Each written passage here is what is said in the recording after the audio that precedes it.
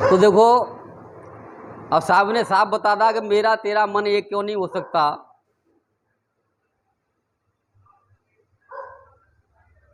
कि साहब कह रहे हैं कि मैं कहता तू निर्मोही रही हो, मैं कहता तू निर्मोही रही हो और तू जाता है मोही रही। अब मोता कैसे है कि मैंने तो भाई साहब का सतलोक देखा, मैंने साहब देखे इतने बढ़िया थे, ऐसे थे ऐसे थे, हैं? माँ में घूम रहा था, ये कर रहा था, वो कर रहा था। यानी जिस तरह से हम ये पिकनिक पे घूमने के लिए जाते हैं मंसूरी वगैरह, तो उस तरह की मान लो पिकनिक समझते हैं लोग। तो कल्पना में इस तरह से मान लो घूमते हैं और माँ मोह में फंस जाते हैं, उसमें से निकलना नहीं चाहते। क्यों? और वो कब समय पूरा हो गया, जैसे कि आपने 7 दिन का पैकेज लिया है घूमने के लिए, तो 7 दिन के बाद तो आपको वापस लौटना पड़ेगा। उसके बाद होटल वाला भी बाहर निकाल देगा कि चलो भागो, तुम्हारा टाइम पूरा हो गया। तो आपकी वो मौज मस्ती थोड़े समय की ही होती है। जैसे ही आप वहां पर ये मौज मस्ती कर रहे हो कि मैंने ये देखा, मैंने ये देखा, लेकिन जैसे ही आपका समय पूरा होगा, काल आपको दबोच लेगा और क्या हाल करेगा, जब आप बोल भी ना पाओगे कि मैंने क्या देखा क्या ना देखा। तो वास्तव में सत्य क्या है, सतलोक किसको कहते हैं, ये तो सोच से, तुम्हारी सोच से भी परे है और तुमने किताबों में बांध दिया उसको। तो जबी साहब कह रहे हैं कि मैं कहता आंखों की देखी और तू कहता कागज की लेखी, कि जो किताबों में लिखी हुई है उसकी बात कर रहा है। वहां फुहार ऐसी चल रही थी कि ऐसे नदी झरने बह रहे थे कि ये कर रहे थे, यानी सारा तुमने यहां का ही प्रोपगंडा वहां रच दिया। तो बोले तू मोह हो गया, मोह में फंस गया। पहले ये संसार को अपना समझ रहा था कि ये मेरा है, और जैसे तुझे पता चला कि यहां से तो जाना पड़ेगा, ये मेरा नहीं है, सब कुछ यहीं मिला है, यहीं छोड़ना पड़ेगा, तो जिसको तू वहां अपना समझ रहा है वो भी तेरा नहीं है, वो भी तेरा छूट जाएगा, क्योंकि सत्य को अभी तेने जाना ही नहीं है। तू मोह में पड़ा हुआ है, पहले बाहर के मोह में था, अब अंदर के मोह में फंस गया। तो मैं कहता तू निर्मोही रही हो, तू जाता है मोही रे, क्या मेरे तेरा मनवा एक कैसे हो रही। तो आगे साहब बताते हैं कि भाई मैं कहता तू जागृत रही हो और तू जाता है सोई रे। अब जागृत का मतलब होता है एकदम अलर्ट। अलर्ट कहां पर? चित्त में कोई चंचलता ना आ जाए। बहुत बार की चीज बता रहा हूं आपको, क्योंकि ध्यान जब इतना ऊंचा करना चाहते हो तो ऊंची बात ही में आपको ठहरना पड़ेगा कि आपके चित्त में कुछ भी आ नहीं जाए, खाली रहना चाहिए। क्योंकि जहां खाली है, इसी के लिए साहब ने कहा दिल का हुजरा साफ कर, दिल का हुजरा साफ कर मेरे आने जाने के लिए, मैं कैसे आऊं तेरे अंदर वहां गैर हैं बैठे हुए। क्योंकि माते ने किस किस को बिठाल रखा है ये तू ही जानता है। कम से कम मुझे बिठालना चाहता है, क्योंकि जब कोई हमारे घर आता है, हम किसी को बुलाते हैं, तो उसके लिए भाई आसन तो चाहिए, बिठाओगे कहाँ? कुर्सी तो चाहिए, या कहने का मतलब है जमीन पर भी बिठाओ तो साफ सफाई तो चाहिए। तो वो आप कर ही नहीं पा रहे उसको, और फिर कह रहे हो आ जाओ।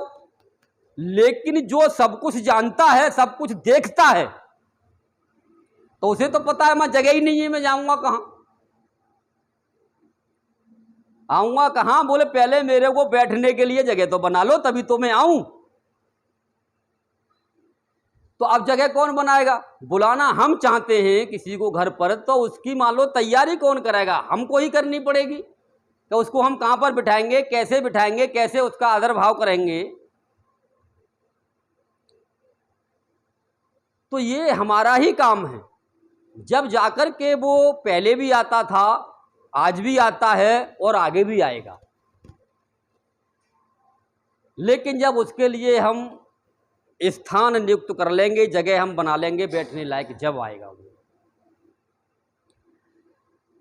तो साहब देखो बड़ी खोल के बताते हैं, विवेकवान उनको कहा जाता है जो साहब की बातों को सुन करके उनके रास्ते पर चलने लग जाते हैं। क्या भाई ये अड़चन है, इस वजह से हमको साहब नहीं मिल पा रहे, इसलिए वो नहीं आ रहे हमारे घर पे, तो हम पहले इसी चीज को दूर करें। क्यों कि देखो भक्ति में सबको त्यागा जा सकता है, परमात्मा के लिए सबको त्यागा जा सकता है, क्योंकि और सब तो बाद में भी मिल जाएंगे और हर जन्म में मिलते हैं और हर शरीर में मिलते हैं, लेकिन जो परमात्मा है वो इसी समय मिल सकता है। क्योंकि मनुष्य का शरीर भी दोबारा से आपको मिल गया और फिर आपको ऐसा ज्ञान और ऐसा गुरु ना मिला तब क्या करोगे? क्योंकि संसार में कितने लोग घूम रहे हैं, करोड़ों अरबों लोग घूम रहे हैं, उनके लिए वो सारी चीजें अवेलेबल नहीं हो पा रही, जिसके लिए साहब ने कहा कि नाम सत्य, गुरु सत्य और चेला सत्य। जब ये तीनों मिल जाएं तब जाकर के हमको सत्य के लिखने में देर नहीं होती। तो कहीं न कहीं कमी रह जाती है, कहीं गुरु में कमी, कहीं चेले में कमी, कहीं नाम ही नहीं है, जिस नाम की साहब ने चर्चा की है। तो ये समय को जो परमात्मा ने हमको दिया हुआ है, ये सुनहरा अवसर, सौभाग्य, इसके हमको ऐसे ही नहीं गंवाना चाहिए। अगर सब कुछ त्यागना पड़े तो त्याग देना चाहिए, क्योंकि ये तो वैसे भी छूटेगा, वैसे भी छूटेगा। लेकिन अगर आप सत्य के लिए छोड़ते हो तो कुछ नहीं छूटेगा। ये बड़ा विचित्र खेल है। यानी जो आपको डर लगता है कि ये मर जाएगा, ये मर जाएगा, ये छूट जाएगा, ये छूट जाएगा, ये छूट जाएगा, अगर सत्य के लिए आप सब कुछ छोड़ते हो तो जैसा का तैसा रहेगा। ये भी बड़ी विचित्र बात बता रहा हूं अनुभव के आधार पर ही। और अगर आप सत्य के लिए नहीं छोड़ पाते तो काल इनको जबरदस्ती छोड़वा देगा, फिर कुछ हो नहीं सकता। तो इसी के लिए साहब ने कहा यही समय है बेला संतो, यही समय है बेला। यही समय बड़ा अच्छा है। जिस तरह से सुबह की जब बेला होती है, ब्रह्म मुहूर्त होता है, तो कितना अच्छा मनोरम दृश्य होता है। यहाँ तो देखो शहरों में, दिल्ली में तो नहीं दिखाई देता, गांव में जब आप होंगे तो कितना अच्छा दिखाई देता है वहां पर। तो ये समय ही ऐसा है कि इस समय ही हम कुछ कर सकते हैं। बाद में क्या होगा क्या नहीं होगा कुछ नहीं पता। तो मैं कहता तू जागत रही हो, तू जाता है सोई रही। लेकिन अब तू है क्या कि इस संसार की चकाचौंध में कहीं तो मोह जाता है और कहीं सो जाता है। क्योंकि सोने का मतलब है तुझे अपना ही नहीं पता क्या मैं कर क्या रहा हूं, क्या कर रहा हूं खुद ही नहीं पता, क्यों कर रहा हूं यह भी नहीं पता। तो तू तो संसार में सोया हुआ है, तुझे अपना ही ज्ञान नहीं है कि आखिरकार मैं क्यों कर रहा हूं, क्या कर रहा हूं, इसका रिजल्ट क्या निकलेगा। जबकि करने से पहले रिजल्ट सामने होता है। किसका, जो मान लो वो होता है ना, जिस काम को जो अच्छी तरह से कर लेता है, जिसे अपने ऊपर विश्वास होता है कि भाई इस काम को मैं जानता हूं और ऐसे करके मैं कर दूंगा, तो करने से पहले रिजल्ट उसके हाथ में होता है। क्या हो जाएगा? हाँ हो जाएगा। और मनुष्य जीवन का यही एक ध्येय होना चाहिए, और है भी यही ध्येय कि भाई ये जो काम है, जब हमें बताने वाला बता रहा है कि भाई इस तरह से करने से ये काम हो जाता है, जब इससे हो जाता है तो हमारे से क्यों नहीं होगा। हमें भी वो काम नहीं हो पा रहा एक बार नहीं होगा, 2 बार नहीं होगा, 4 बार नहीं होगा। सीखना चाहिए हमको, क्योंकि ये भी तो इंसान हैं और हम भी इंसान हैं। हम में इसमें फर्क क्या है? इसका भी वही शरीर है पंच तत्वों का, हमारा भी वही शरीर है, इसमें भी परमात्मा है, तो मेरे अंदर भी परमात्मा है। क्यों नहीं कर सकता मैं? तो सबसे पहले तो अपने ऊपर दृढ़ विश्वास करो कि मैं इस काम को कर सकता हूं। और जहां अड़चन आ रही है अपने आप आपको पता चल जाती है, अपने आप पता चल जाती है, क्योंकि बैठा हुआ है ना अंदर परमात्मा। तो गुरु से पूछने की आवश्यकता ही नहीं होती, क्यों गुरु तो अंदर ही प्रकट होता है भाई। वो आपको पहले ही बता देता है कि ऐसे नहीं ऐसे, लेकिन हम अपनी बुद्धि लगा देते हैं उसके सामने कि ऐसे नहीं साहब ऐसे। तो फिर वो कहता है तू ही कर ले, ऐसे नहीं ऐसे होता है तो तू कर ले भाई, मेरी भी जरूरत क्या है। वो फिर पीछे हट जाता है। तभी कुछ लोग कहते हैं कि भाई पहले तो बताने वाला आता था कि ये काम गलत है, इससे नुकसान होगा, अब नहीं आता। क्यों नहीं आता? तो अब तुम उसकी मानते ही नहीं हो। जब उसकी नहीं मानते तो वो क्यों आएगा? भाई मेरी यहां जरूरत ही नहीं है तो मैं क्यों आऊं? मां जाऊं ना जहां मेरी जरूरत हो।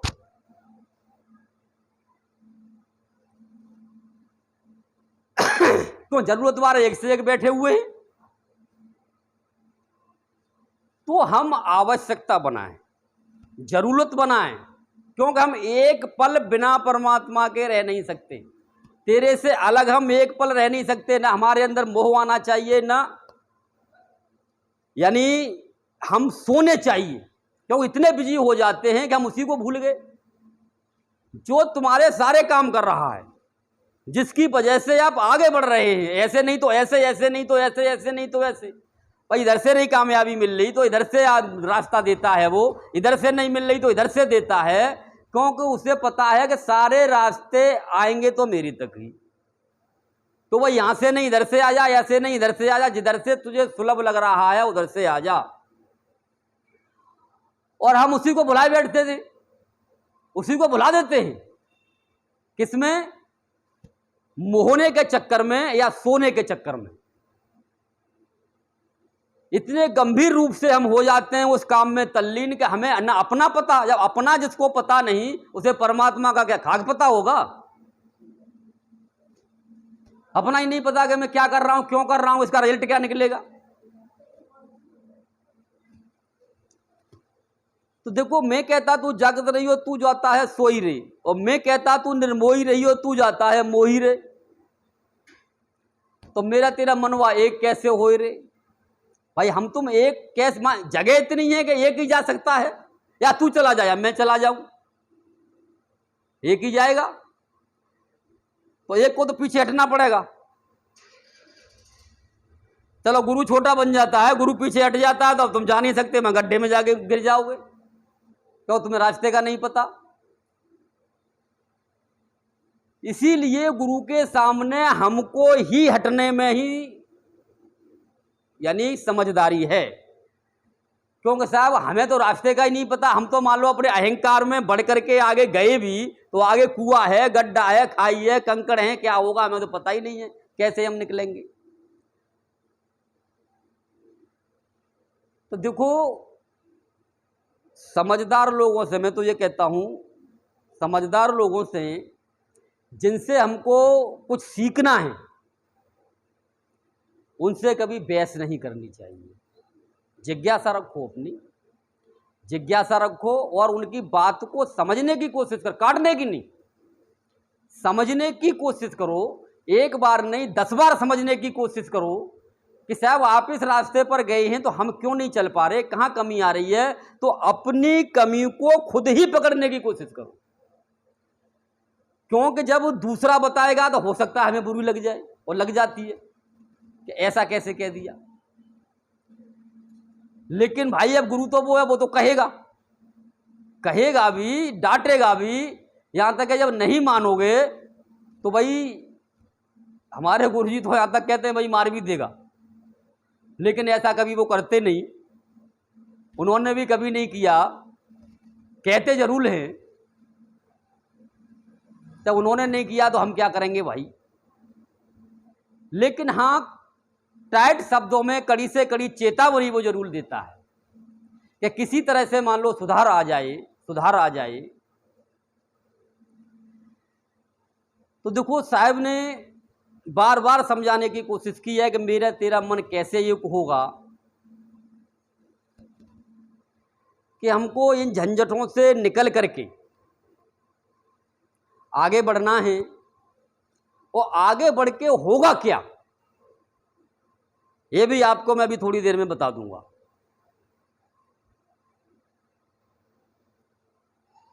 कि आगे साहब कह रहे हैं कि देखो सतगुरु धारा होता क्या है, क्योंकि यहां ज्ञान क्या चलता है, क्योंकि जब तक आपको सतगुरु का ज्ञान नहीं होगा तब तक आपको ज्ञान नहीं हो सकता। तो सतगुरु धारा निर्मल धारा तामे काया धोई, यानी हमारा जो शरीर जिसको हम बेकार समझते हैं, ये भी इतनी सी गलती ना कर सकता, इतनी सी नहीं कर सकता। और जो ये कह रहा है कि मुझे सतगुरु का ज्ञान हो गया और वो गलत रास्ते पर जा रहा है, गलत काम कर रहा है शरीर के द्वारा, उसे कोई ज्ञान फ्यान नहीं हुआ, क्योंकि उसे शरीर का ज्ञान हुआ है, सतगुरु का ज्ञान नहीं हुआ। सतगुरु का ज्ञान ही ये है कि सतगुरु धारा निर्मल धारा तामे काया धोई रे। सतगुरु का ज्ञान ही इसके लिए मिलता है कि हमारे शरीर से कोई भी गलत काम ना हो पाए, क्योंकि शरीर से संबंधित ही हमारी इंद्रियां हैं, इनसे संबंधित ही हमारी कर्मेंद्रियां हैं, इससे संबंधित ही हमारा मन और बुद्धि है, सब सेंटर में आ जाती है। अपने आप करना नहीं पड़ता, एक तो ताकत लगानी पड़ती है, ताकत लगानी पड़ती है कि भाई मैं रोकूं इस मन को, इस इंद्री को मैं रोकूं, बहुत ताकत लगानी पड़ती है। और कई बार ऐसा होता है कि हम डबाडोल हो जाते हैं, ताकत हमारी फेल हो जाती है और उसमें हम बह जाते हैं, ज्यादातर यही होता है। लेकिन जिसके पास में सतगुरु का ज्ञान है, चाहे इंद्र का सिंहासन उतर के आ जाओ, चाहे इंद्र की अप्सरा आ जाओ, इन दो चीजों में जाता है, उसका कोई कुछ बिगाड़ नहीं सकता। शरीर का नहीं बिगाड़ सकता, शरीर को नहीं डिगा सकता, उसकी इंद्रियों को नहीं डिगा सकता। और नहीं तो करके देख लो कोशिश, लोग तो लगे रहते हैं पीछे कि ये लो लो, ऐसा कर लो, वैसा कर लो, ऐसा कर देंगे, वैसा कर देंगे, लेकिन दिखाना डिगा के, उससे आप डिगा ही नहीं सकते। शरीर की बात कर रहा हूं, क्योंकि शरीर उसका ऐसा हो जाता है कि उसको आप किसी तरीके से तोड़ नहीं सकते। लेकिन आप यों को शरीर उसका मरे ही ना, तो भैया रे शरीर तो देखो एक कच्चे तत्वों का बना हुआ है। समय पा करके यही साहब ने दिखाया, यही दिखाया उन्होंने, ना होते हुए भी दिखाया कि भाई देख शरीर मेरा भी बचपन से बुढ़ा हुआ, मेरी भी दाढ़ी सफेद पड़ी, बाल सफेद पड़े और मुझे भी संसार छोड़ के जाना पड़ा, तो तेरे साथ भी यही होगा। लेकिन अपने जीवन में उन्होंने कहा मुझे कोई डिगा नहीं सका, जो मैंने चाहा वो मैंने किया, क्योंकि मैं सत्य पर चलने वाला था। जो मैंने कहा वो मैंने किया, मैं और किसी के कहने पर नहीं चला। दूसरा कोई मेरे कहने पर चले या ना चले वो एक बात अलग है, लेकिन मैं किसी के कहने पर नहीं चला। मैं चला तो सिर्फ यानी सत्य के कहने पर ही चला, सत्य के अनुसरण में ही चला, क्योंकि मैं सत्य ही था, सत्य ही हूं और सत्य ही रहूंगा। तो देखो सतगुरु की बातें बड़ी विचित्र थी, विचित्र हैं और विचित्र ही रहेंगी। तो अब देखो जब वो धारा हमारे अंदर उतरती है, अब इसमें जो निर्मल बनाने के लिए जो होती है, अब न तो इसमें कुछ दिखाई देना है क्या भाई क्या देखी मैंने। अब धारा का जब नंबर आता है तो हम क्या करते हैं, जैसे वहां पे वो बह रही है ना झरना, अरे क्या मैं भी वो झरने में नहा के आया हूं। हमने लौकिक में ये ड्रामे बना लिए, लेकिन वो झरना आपको दिखाई देगा ही नहीं, वो अनुभव का विषय है और आपके साथ सब कुछ यानी आपका नॉर्मल होता चला जाएगा। लेकिन आप उसको इन आंखों से देखना चाहते हो कि मैं देख लूं, मैं ऐसा झरना था, ऐसा था, ऐसा था। तो वो कहाँ जाता है? मोहने में ही जाता है, मोह बंधन में फंस जाता है, और जो चीज उसको मिलनी चाहिए वो मिल नहीं पाती। नतीजा क्या निकलता है थोड़े समय के बाद? क्या भाई उसने तो इस शरीर के द्वारा ऐसा काम किया था। क्या सतगुरु को जानने वाला, सतलोक में घुमाने वाला, है घूमने वाले की तो छोड़ो, जो घुमाता भी है तो घूमता है वही तो घुमाएगा, क्या वो इस तरह के गलत काम कर सकता है? क्योंकि हम एक गलत ट्रैक पर चले जाते हैं, किताबों में पढ़ करके जो सत्य हमको मिल नहीं पाता, और हम गलत रास्ते पर चले जाते हैं और उसी को हम सत्य मान लेते हैं। यही कारण है, वरना यानी साहब का ज्ञान ऐसा है, अगर किसी को मिल गया तो ऑटो में शरीर भी उसका शुद्ध हो जाता है। देखो साहब ने क्या कहा, नेह अक्षर में जाए समाई, तब वही काम जाए मुरझाई। काम का मतलब वो दोनों ही चीजें हो गई, यानी इच्छा, वासना या इंद्रासन, या मान लो जो इंद्र की परियां, वो सब उसी में आ गया। तो मां कुछ रहता ही नहीं है, सारी चीजें डिसमिस हो जाती हैं। तो वो करेगा क्या? जब बंदूक में गोली नहीं है तो गोली चलाएगा कहां से? डर रखे अपनी बंदूक को।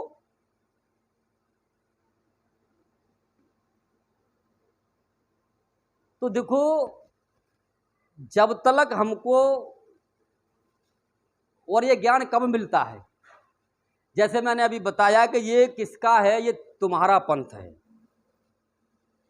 ये मत ना समझो कि मेरा पंथ है, मेरा सत्संग है।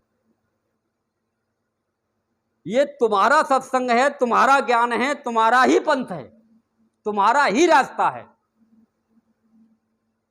और ये सबने कहा है, मैं ही नहीं कह रहा। जैसे भगवान श्री कृष्ण ने कहा कि सारे धर्मों को आसरा छोड़ करके तू अपने धर्म में स्थित हो जा, अपने धर्म में, यानी अपने धर्म में आ जा, अपने स्वयं आत्म धर्म में, निज धर्म में आ जा। अब इसी के लिए साहब ने कहा कि आसन साधे आप में, तो आपे डाला खोए, कहें कभी सो योगी सहजे निर्मल हो। जो यानी लाखों वर्ष की तपस्या करके निर्मलता प्राप्त नहीं हुई, प्राप्त क्या हुआ? किसी को श्राप दे दिया, किसी को वरदान दे दिया, ये प्राप्त हुआ उन्हें। लेकिन उनके अंदर निर्मलता नहीं आई, क्योंकि निर्मल होने वाला ये कुछ लेना देना ही नहीं होता, वो सिर्फ बात करता है तो कल्याण की बात। बाकी यहां पर मान लो क्या ये चल रही है ड्रामेबाजी, इससे कुछ लेना देना नहीं होता उसको, क्योंकि ये तो काल का खेल चल रहा है और चलता रहेगा। ये तो एक चक्कर है, और चक्कर जैसे घूमता है तो उसमें तो देखो ये संसार आता जाता ही रहता है, कभी मरना, कभी जीना, कभी प्रकट हो गया, कभी दिखाई दे रहा है संसार, कभी नहीं दिखाई दे रहा, ये तो सब चलता रहता है खेल। तो इस चीज से इसके बीच में जो खेल है कि आखिरकार मर गया फिर कैसे प्रकट हो गया, फिर मर गया, क्या ये खेल है? तो इस ज्ञान को जानने के लिए ही, यानी जब तक हमको जो तेरा पंथ, तुमको स्वयं का रास्ता तय करना पड़ेगा, स्वयं का रास्ता जानना पड़ेगा, स्वयं का रास्ता, उसी को तेरा पंथ कहा गया है। तो अब उसी के लिए, यानी जिसने जो रास्ता तय कर रखा, अब साहब ने कहा ना कि इसको तुम कैसे जान सकते हो? मरने के बाद। अब उसी बात को घुमा फिरा करके मैं ला रहा हूं कि भैया तुमको अपना ये खत्म करना पड़ेगा मामला, क्योंकि वहां गुरु ही जाता है, यानी तुमको गुरु बनना पड़ेगा। आप ऐसे आ जाओ, लेकिन तुम शरीर से गुरु बनना चाहते हो। मैं कहता हूं आत्मा से गुरु बनो, मैं कहता हूं आत्मा से गुरु बनो, तब वहां पहुंचोगे। लेकिन तुम शरीर से गुरु बन के वहां पहुंचना चाहते हो, आज तक ना कोई पहुंचा है, ना पहुंचेगा, ना पहुंच सकता है, क्योंकि रास्ता वो गुरुओं का है, शिष्यों का है ही नहीं। तो अब इसी चीज को जानने के लिए साहब ने साफ कहा कि घाट घाट सब कोई भरे, यानी पिंड में और ब्रह्मांड में जहां भी सुरती लगा रहे हो, चाहे 10वें द्वार में, चाहे 11वें में, चाहे 12वें में, क्या है? ये सब घाट हैं, कहूं लगा लो। कि घाट घाट सब कोई भरे, औगट भरे न कोई। वो औगट घाट कबीर का भरे सो निर्मल हो। अब तुम बुद्धि से कितने चकराते रहो, कितने भी अर्थ लगाते रहो, इसको जान नहीं सकते कभी भी। जब तक आपको, मान लो अगर इसको आपने जान लिया तो आपने सदगुरु को जान लिया, अपने स्वयं को जान लिया, नाम को जान लिया, आपने सार शब्द को जान लिया। अगर आपने ये नहीं जाना तो कुछ नहीं जाना।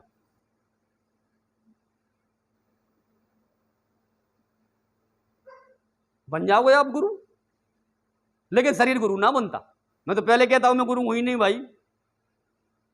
आप मुझे गुरु समझते हो, मैं गुरु नहीं हूं। और जब साहब कह देते हैं, साहब कह रहे हैं कि गुरु हमारा गगन में, तो मेरी औकात क्या है मैं अपने को गुरु साबित करूं भाई। साहब कह रहे हैं कि अगर भाई तुझे गगन को भी जानना पड़ेगा। गगन में भी कोई ये नहीं है कि वो क्या भाई मैं 10वें में लगा ले, 11वें में लगा ले, 12वें में लगा ले, इसको गगन नहीं कहा जाता। इसको दूसरे शब्दों में और समझिए आप, जब समझ पाएंगे इस चीज को, कि अधर तत्व में शब्द निवासा, ये बीजक की साखी है। अधर तत्व में शब्द निवासा, ताय में जीव करे जो पासा, वो अभय द्वार हो आवे जाई, माना लागे काल कसाई। यानी कोई ऐसा द्वार नहीं है वो कि भाई इस द्वार से निकल जाएगा, इससे निकल जा, गुरु बता देगा तुम्हें खुद ही तय करना पड़ेगा, गुरु खुद बनना पड़ेगा, तब जाके वो द्वार तय होता है। वो ऐसे ना खुलता द्वार, क्योंकि वो अभय द्वार है। जब मर्जी जाओ, जब मर्जी आ जाओ, मालिक हो गए तुम, राजा कौन रोकेगा। जो संतरी बैठे हैं, जब राजा जाता है ना तो संतरी तो नमस्कार और करते, जी हजूरी और करते हैं, किसी द्वार से निकल जाओ तुम। और सारे द्वारों पे कौन है, सारे द्वारों पर बैठे हुए ना, जनिक सारे द्वारों पे काल का पहरा लगा हुआ है। या यूं कह लो पुराणों के अनुसार कि सारे द्वारों पर देवता बैठे हुए, ऐसे भी कह सकते हो। लेकिन जो काल का पहरा है या देवता बैठे हुए हैं, जब राजा निकल के जाता है, कहीं से भी निकल जाए, वो सब उसको सलाम ठोंकते। तो वो कौन सा रास्ता है, वो यही रास्ता है, वो ये रास्ता है। तो अब ये रास्ता भाई, बिना गुरु जब तक सतगुरु बन के खेल ना खेले, तब तक इसको न तो कोई जान सका है, न जान सकता है, बातें कितनी भी कर लो। क्योंकि बातों के पकवान से तो पेट भरता नहीं है। और इसी को ही कहा जाता है जीते जी मरने का ज्ञान। जो गुरु ये कह रहे हैं ना, क्या भाई मरने के बाद में आऊंगा और तुझे मुक्त कर दूंगा, ये झूठ है। साहब ने इसको कभी नहीं मांगा। ये खेल जीते जी का भी मैंने बताया। और साहब ने क्या कहा, संतो जीवत ही कर ले आशा, और मुए गुरु जोरे मोहत बतावे, झूठो रे दे बेसवासा, मोरे हंसा प्यारे जीवत ही कर ले आशा। और क्या करनी है तुम्हें आशा, एक एक पॉइंट साहब बताते हैं, लेकिन हम भजन गाते तो हैं, सुनते तो हैं, लेकिन विवेक नहीं करते। तो वो क्या कह रहे हैं साहब कि तुमको क्या आशा करनी है, क्या जानना है। जीवत समझो, जीवत बूझो, और जीवत मुक्त निवासा, और जीवत कर्म की फांसन काटी, फिर कैसो रे मुक्त निवासा, मोरे हंसा प्यारे जीवत ही कर ले आशा। जीवत समझो, यानी जीवत गुरु के पास जाकर के इस ज्ञान को समझो, जानो कि है क्या, ये क्या बलाया, क्या खेल है ये। जीवत समझो और जीवत बूझो। बूझो का मतलब जानो, यानी खाली समझने से बात नहीं बनेगी, खुद अपने अंदर जानना भी है, अपने अनुभव में भी इसको जानना है। जीवत समझो, गुरु से समझो पहले बातों को, साहब क्या कहना चाह रहे हैं, उसके बाद अपने अनुभव में उतर के इसको जानो भी। जीवत समझो, जीवत बूझो, जीवत जानो। कि जीवत मुक्ति निवासा, और बोले मुक्ति कैसे होती है? जीवत कर्म की फांसन काटी, कर्म तो तुम्हारे कटे नहीं और तुम कह रहे हो मैं मुक्त हो गया। कैसे मुक्त हो जाओगे भाई? तो जीते जी कर्म हमारे कैसे कटेंगे ये भी गुरु से जानो। अगर कर्म काटने का आप विज्ञान और जड़ी या वो ज्ञान नहीं जान पाए तो आपको कोई मुक्ति मुक्ति नहीं मिलनी, कुछ नहीं मिलना, आप कहीं ना कहीं भ्रम में फंसे हो। क्योंकि देखो तीन चीजों का भ्रम है, तीन चीजों का भ्रम है। मैंने कुछ देखा, मैंने कुछ देखा, ये भ्रम है। मैंने कुछ सुना, ये भी भ्रम है। यानी जिसके लिए, यानी मैं साफ शब्दों में कहूं तो ऐसे आप समझ लीजिए कि यानी जो साधना काल की जो साधना है, फंसाने की जो साधना है, वो क्या है कि देखो अनहद और प्रकाश, और मैं ये कहता हूं कि अनहद प्रकाश और जो चित्रपट को देखने के लिए गुरु की आवश्यकता ही नहीं है। तो आपको कोई तो बड़ी विचित्र बात कर रहे हो, कोई गुरु की आवश्यकता नहीं है, मतलब गुरु का कोई रोल ही नहीं है। क्योंकि ये तुम्हारा सब अपने योग के आधार पर चलता है। उसको गुरु नहीं कहा जाता, उसको कहा जाता है आचार्य, एक मास्टर, गुरु नहीं है वो। तो ये चीजें आपको अगर कोई इनकी टेक्निकल बता दे तो आप अपने का आप इन तीनों खेलों को करने लग जाओगे। प्रकाश भी देख लोगे, अनहद भी सुन लोगे, वह चित्रपट भी देख लोगे। सिर्फ एक टेक्निकल का खेल है, लेकिन इसमें गुरु का कोई रोल नहीं है। गुरु का रोल आता है जहां मैं बात कर रहा हूं, ओघट घाट में गुरु की आवश्यकता है। क्योंकि सतगुरु का ज्ञान बिना गुरु के नहीं हो सकता, यहां गुरु की आवश्यकता है।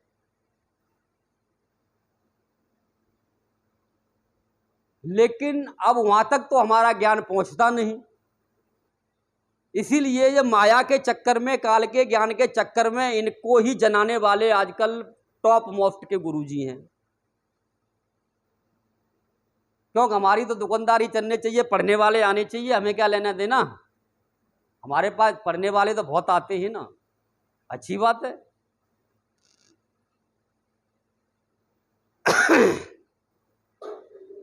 लेकिन जब भी देखो ये ज्ञान कोई भीड़ भाड़ का नहीं है, ये ज्ञान बिरलों का था, बिरलों का है और बिरलों का ही रहेगा। क्योंकि इस ज्ञान को कराने वाले गुरुओं के पास ना कभी भीड़ थी और न है न होगी, और होती भी है ना छट जाती है। क्योंकि कबीर साहब के पास में 64 लाख में से 7 ही रह गई तो छट गई। तो हर जगह का यही है, कबीर साहब के पास में भीड़ नहीं रुकी। तो भाई इस ज्ञान को जानने वालों के पास में आज कैसे भीड़ इकट्ठी हो सकती है? और जहां भीड़ इकट्ठी है वहां यह ज्ञान नहीं हो सकता। क्योंकि जो ये खेल चल रहा है, इस खेल में से ही कहीं न कहीं यानी फंसाने वाला ज्ञान। क्यों कि काल तो चाहता है कि भाई मेरे यानी खेल में कहीं भी फंसा दो तो तुम्हारे पौवारे 25 कर दूंगा, इन संसार में तुम्हें चमका दूंगा, लेकिन फिर ले भी अपने साथ ही जाऊंगा। इस बात को वो भूल जाते। तो वो ये खेल करता है, लेकिन उसके चंगुल से कोई मान लो बिरला ही निकल पाता है। काल के चंगुल से, काल के फंदे से वही निकल पाता है जो यानी सतगुरु के बताए हुए मार्ग पर चलता है। क्योंकि जो उनके बताए हुए मार्ग पर चलेगा वो तो निकल जाएगा, और बाद बाकी जो अपने मनमुखी मार्ग किसको कहा जाता है? किसी ने कुछ कहा और हमने मान लिया, कोई करके नहीं देखा, तो वो मनमुखी मार्ग ही है। लेकिन जब हमने किसी चीज को करके देख लिया है तो वो गुरुमुखी मार्ग है। तो गुरु के बताए हुए मार्ग को पकड़ करके हमने चलना है। तो देखो, जब आप ज्यादा नहीं थोड़े से आप चलेंगे तो आपके अंदर गुरु प्रकट हो जाता है। वो आपको इंट्रोडक्शन खुद करने लग जाता है आपको अंदर से। लेकिन उसके लिए आपको जब तक वो प्रकट नहीं होता, तब तक आपको निर्देश नहीं देता, तब तक आपको बहुत मेहनत करनी पड़ेगी, बहुत मेहनत करनी पड़ेगी। और उनके बताए अनुसार आपको जो है भजन में भी मेहनत करनी पड़ेगी और संसार में भी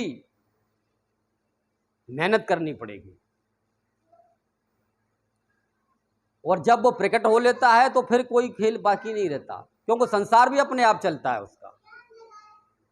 संसार के लिए भी उसे उठापटक नहीं करनी पड़ती। क्यों? उसकी तो यहां संसार में रहने का ही मकसद खत्म हो गया। संसार में आने का जो औचित्य था वही उसका पूरा हो गया।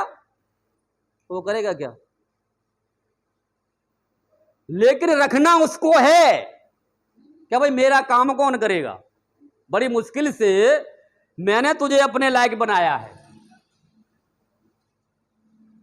अपने लायक बनाया है। बड़ी मेहनत, परमात्मा भी बड़ी मेहनत करता है, गुरु भी शिष्य को बनाने में बड़ी मेहनत करता है।